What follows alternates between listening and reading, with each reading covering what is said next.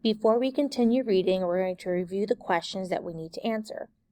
Number 5, why was Buddhism first accepted and then ended by the Tang rulers?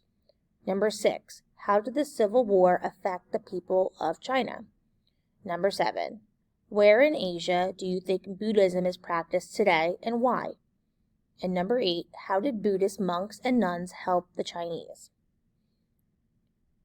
Eventually, a general named Song made himself emperor. The Song dynasty was a time of great wealth and rich culture, but Song rulers did not have enough soldiers to control their large empire. Nomads took over land in northern China. The Song moved their capital south to the city of Hangzhou for safety. Buddhism in China.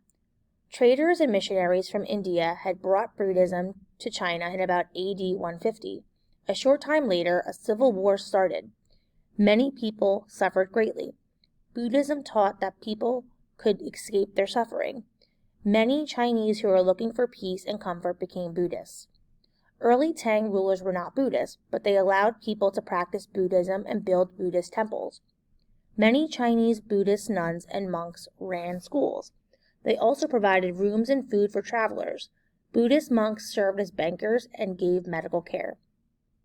Civil war breaks out. Chinese people suffer. Many become Buddhists. Buddhists help the poor and needy. Buddhists gain wealth and power. Tang rulers try to destroy Buddhism. Some Chinese did not like Buddhism. Many thought the monasteries were gaining too much wealth. Others thought that monks and nuns did not encourage respect for families because they did not marry. In AD 845, the Tang destroyed many Buddhist monasteries and temples. Buddhism in China would never be the same. Korea broke free from China when the Han Dynasty fell. Chinese Buddhists brought their religion to Korea.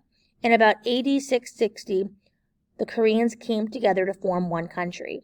The new government supported Buddhism in Korea and even spread to the islands of Japan.